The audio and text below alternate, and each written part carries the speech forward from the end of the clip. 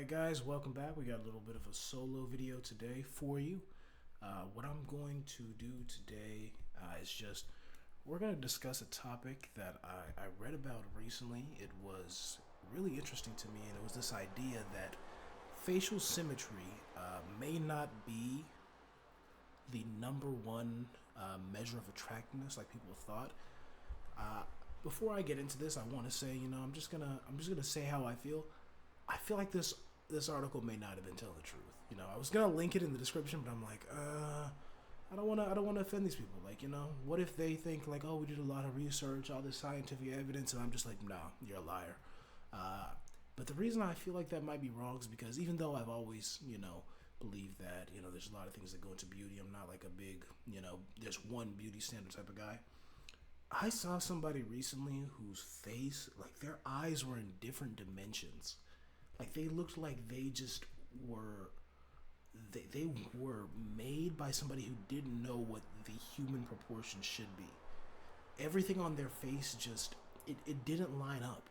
You know what I mean? One half of their face was one person, the other half was their evil twin. Like it was so crazy to look at that I was like, I really do think symmetry might be more valuable than we've been giving it credit for in terms of what makes a face attractive.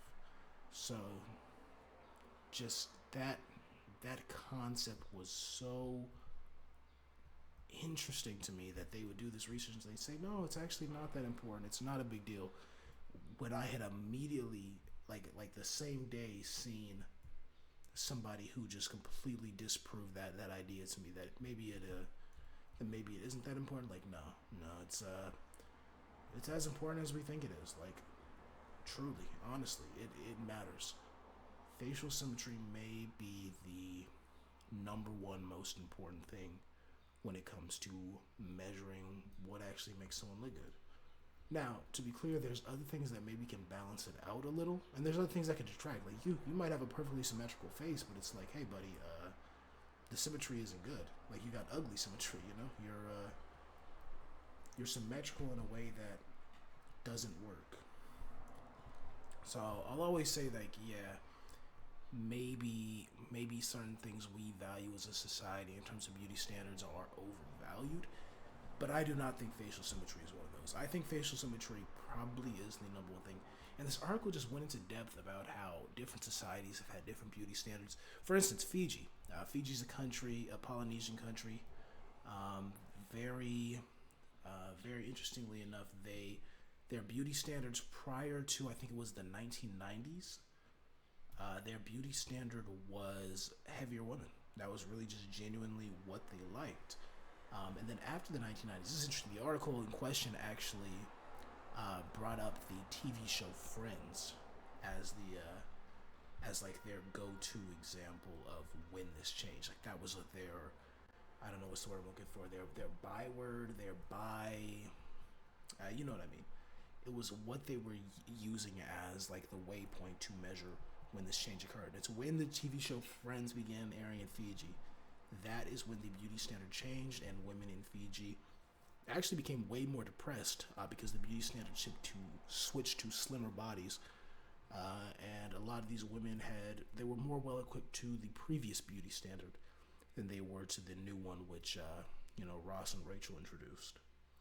So I think it's really interesting how so much of what we consider to be traditional or like universal beauty standards maybe isn't universal. Maybe it doesn't apply to everybody or to everything, to every culture. But I think facial symmetry might be the one thing that truly is. Because I was trying to think, like, maybe what else could it be? Like, athleticism? But I don't think athleticism, and there's various forms of athleticism, but I don't think athleticism is universally regarded as, what is this spider doing? Why is there information? I don't think athleticism is universally regarded as an attractive feature.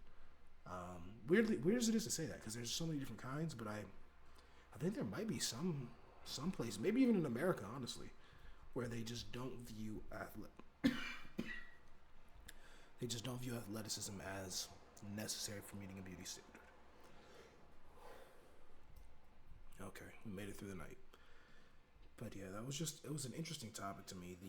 These what could these universal traits possibly be?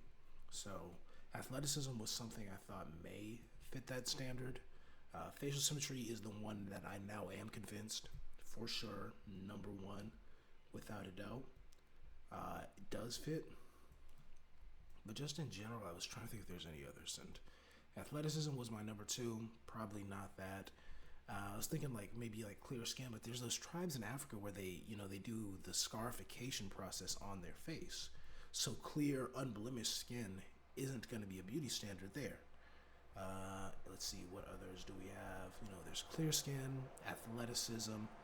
I would say heightened men, but I don't think so. I think there's probably somewhere in the world where being a short man is, short kings are up.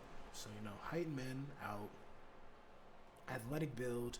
There's no one body type, that's just universally viewed as the best one. There's, let's see, I just genuinely can't think of, okay, anything that could possibly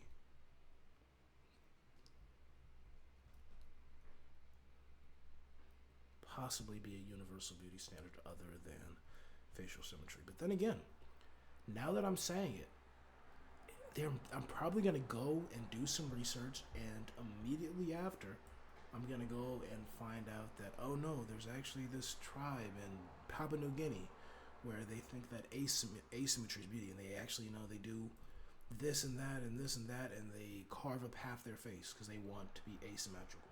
And I've actually, I will say, like, there's a dude I know who, his number one thing, like the most beautiful thing he can imagine on a woman would be like if she had two different colored eyes. Like, I know a dude who, like, that is his thing, his number one, like, go-to. So, and that's technically asymmetrical. That's extremely asymmetrical, like, to the point where it's going to be noticeable by almost anybody. So, man, that, now that I've said that, I guess there genuinely may be no one measure of beauty that is universal. Like, it may be just like, hey, you like what you like or you don't. Like, I'm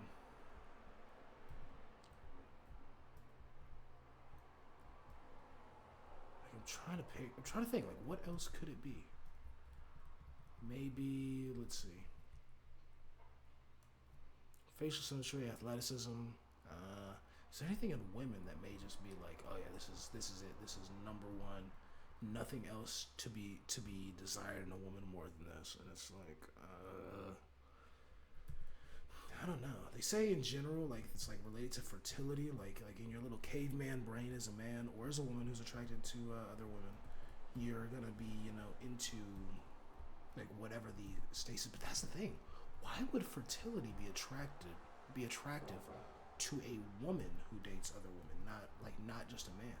Like, why would your brain be programmed towards finding fertility attractive then? You know what I mean? It wouldn't make sense. So I guess that in particular, like, immediately destroys any arguments for universal beauty standards, because there's people who are attracted to the same gender, opposite genders, and I guess, maybe fertility would be the basis for those of us who just, who are attracted to the opposite gender. But why would it be for people who are attracted to the same gender?